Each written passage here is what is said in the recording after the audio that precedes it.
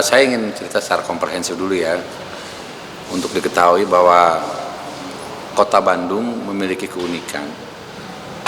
Melalui sejarahnya, memang bahwa lintasan sejarah itu mentakdirkan Kota Bandung menjadi sebuah kota yang banyak ditinggalkan oleh pemerintah kolonial, sehingga THCB banyak sekarang berkonsentrasi kepada bangunan maupun situs ataupun struktur. Bangunan-bangunan cagar budaya warisan kolonial ini membentuk menjadi karakter daripada kota kita. Nah, kita ketahui bahwa perkembangan ekonomi Kota Bandung begitu pesat. Kita ketahui ada sejak jalan tol Cipularang terhubung tahun 2005 kalau nggak salah. Ya. Itu sesungguhnya Kota Bandung sudah menjadi kota satelit dari kota Jakarta. Tekanan terhadap Kota Bandung begitu kuat karena peluang-peluang investasi usaha khususnya di sektor pariwisata sangat menjanjikan, dan kita ketahui pertumbuhan ekonomi Kota Bandung melebihi pertumbuhan ekonomi nasional, sehingga tekanan terhadap Kota Bandung khususnya kota tua mengakibatkan upaya-upaya untuk melestarikan bangunan cagar budaya di kawasan kota tua itu menjadi sangat sulit. Oleh karena itu, kita perlu melihat bahwa bukan hanya kolaborasi, tapi pemahaman bahwa bangunan-bangunan yang ada di Kota Bandung ini bukan tidak boleh ya diubah fungsinya, tetapi upaya-upaya melestarikan bangunan itu sendiri merupakan satu kesepakatan pemahaman terhadap kota ini. Tadi pertanyaannya tentang 2 bulan ini. Ya, 2 bulan ini terakhir. ada beberapa peristiwa ataupun saya nggak bilang ini kasus, tapi beberapa peristiwa penting yang kita bisa ngambil hikmahnya. Yang pertama tentang rumah potong hewan ya, di Jalan Arjuna. Kita ketahui bahwa rumah potong hewan ini peninggalan kolonial yang masih berfungsi. Jadi kita di Kota Bandung ini ada rumah potong hewan peninggalan Hindia Belanda yang masih berfungsi. Di beberapa tempat sudah tidak berfungsi. Fungsinya adalah merupakan salah satu pusat rantai pasok pangan untuk daging untuk warga Kota Bandung. Dan kita sadari sejak ada kereta cepat banyak sekali pembangunan untuk menyesuaikan kehadiran kereta cepat. Maka dibangunlah flyover pas di depan pintu daripada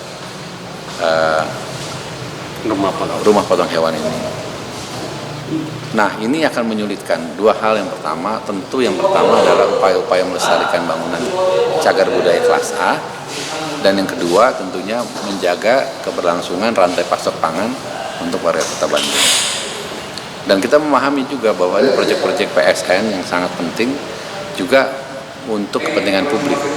Oleh karena itu, upaya-upaya dialog ya yang kita bangun bersama-sama pemerintah Kota Bandung dan pemerintah pusat, akhirnya 2 pihak sepakat bahwa fasad depan bangunan, karena kalau terjadi pembangunan itu akan merubah lebar pintu sehingga truk pengangkutan itu akan berkurang kapasitasnya dan akan mengganggu semua.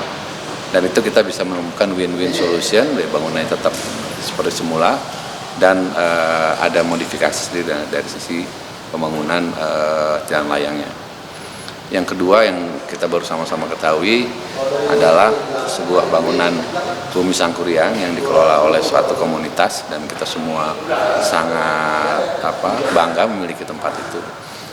Biasanya untuk case di Bumi Sangkuriang itu pemilik atau pengelola itu tidak memahami ya mengenai aturan-aturan yang berkaitan dengan bangunan maupun tentang kecagar budayaan, sehingga untuk yang praktis akhirnya cuma halaman depan atau pagar depan yang kita ubah. Tapi melalui dialog ya, kita coba bangun bahwa kesadaran itu memang memiliki proses karena pemahaman, dan kita bisa bayangkan ya bangunan cagar budaya di Bumi Sangkuriang yang sangat bagus itu kan banyak sekali memiliki bahan bangunan yang mungkin sudah ditemukan seperti namanya sirapnya ya.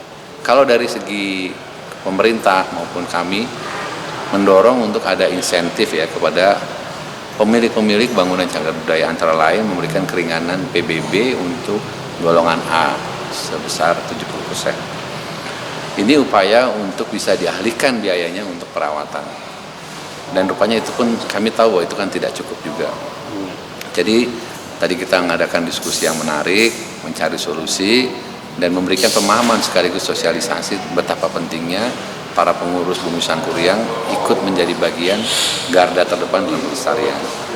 Yang ketiga mungkin dalam konteks ini adalah masalah UPI.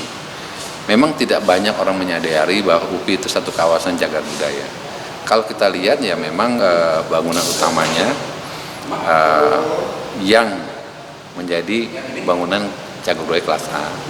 Kompleks itu sudah sangat luas dan kita memahami bahwa kawasan pendidikan ini membutuhkan fasilitas yang lebih luas, sehingga